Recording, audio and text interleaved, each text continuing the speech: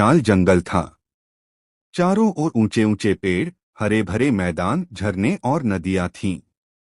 यह जंगल सिर्फ पेड़ों और झाड़ियों से ही नहीं भरा था, बल्कि अनगिनत जीव जंतु इसमें रहते थे। सुबह होते ही मोर नाचते, तोते चहचहाते, बंदर झूलते और हिरन कूदते। यह जंगल मानो धरती का स्वर्ग था। सभी जानवर अपने अपने जीवन में खुश थे। वहां का राजा शेर था, जो ताकतवर होते हुए भी न्यायप्रिय था। हाथी अपनी समझदारी के लिए जाना जाता था, खरगोश अपनी फुर्ती के लिए और गिलहरी अपनी मेहनत के लिए। लेकिन इस भीड़ में एक छोटी सी गौरैया भी रहती थी। उसका शरीर नन्हा, चोंच छोटी और पंख हल्के थे। बाकी पक्षी अक्सर उसका मजाक उड़ाते। इतनी छोटी सी चिड़िया, तू क्या कर पाएगी? न तेरा गाना मीठा है, न तेरी ताकत। गौरैया मुस्कुराकर कहती, मैं छोटी सही, पर मेरा दिल बड़ा है। मुझे विश्वास है कि हर जीव का कोई न कोई महत्व है। एक दिन दोपहर को जब सूरज तेज चमक रहा था, जंगल के पश्चिमी हिस्से में अचानक धुआं उठने लगा। पहले तो जानवरों को लगा कि यह सिर्फ सूखी पत्तियों का धुआं है, लेकिन कुछ ही देर में तेज आग की लपटें आकाश तक पहुंच गईं। आग ने सूखी टहनियों को पकड़ लिया और फिर धीरे धीरे पूरे जंगल में फैलने लगी। तेज हवा आग को और भड़काने लगी। हिरन डरकर बोले, भागो, वरना सब जल जाएंगे। बंदर पेड़ों से कूदकर चिल्लाने लगे। भागो, वरना सब जल जाएंगे। शेर दहाड़ा, पर उसके भीतर भी डर समा गया। हाथी ने अपने बड़े कान फड़फड़ाए, पर वह भी समझ नहीं पा रहा था कि इतनी बड़ी आग को कैसे रोका जाए। सभी जानवर भागने लगे। जो जहां था, वहीं से अपनी जान बचाने की कोशिश करने लगा। इस अफरातफरी में जब सभी भाग रहे थे, एक छोटी सी गौरैया ने देखा कि उसका घोंसला भी खतरे में है। पेड़ की डाल पर बने उस घोंसले में उसके अंडे रखे थे। उसका दिल कांप उठा। अगर मैं भाग गई, तो मेरे बच्चे कभी जन्म नहीं ले पाएंगे। वह घबराई नहीं।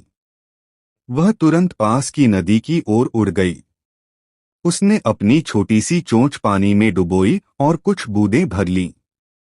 फिर वह आग की लपटों पर जाकर उन बूंदों को गिराने लगी। बाकी जानवर यह देखकर हंस पड़े। हिरन बोला, अरे नन्ही चिड़िया, तू आग बुझा रही है। तेरी चोंच की बूंदें तो धुएं में भी खो जाएंगी। बंदर ने मजाक उड़ाया। इतनी छोटी सी कोशिश, यह तो ऐसा है जैसे कोई समंदर को चम्मच से खाली करना चाहे। शेर ने भी कहा, गौरैया, अपनी जान बचा ले। यह आग तू नहीं बुझा सकती। लेकिन गौरैया ने दृढ़ स्वर में जवाब दिया, शायद मेरी कोशिश से यह आग न बुझे, पर इतना जरूर होगा कि मैंने अपने जंगल को बचाने की कोशिश की। अगर मैं भाग जाऊंगी, तो मेरे घोंसले और मेरे बच्चों का क्या होगा? इतना कहकर वह लगातार उड़ान भरती रही। नदी से पानी लाती और आग पर डालती। घंटों बीत गए।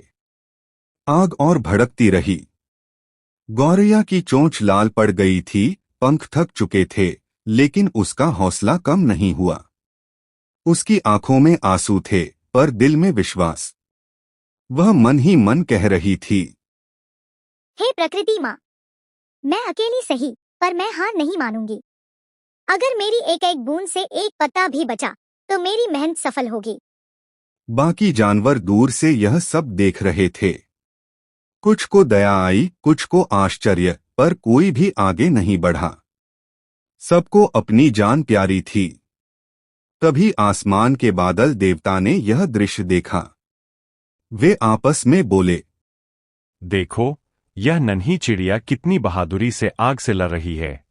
यह जानती है कि इसकी बूंदें बड़ी आग को नहीं बुझा सकती, फिर भी यह हार नहीं मान रही। यही सच्ची भक्ति और साहस है। बादल देवता ने निश्चय किया कि वे उसकी मदद करेंगे।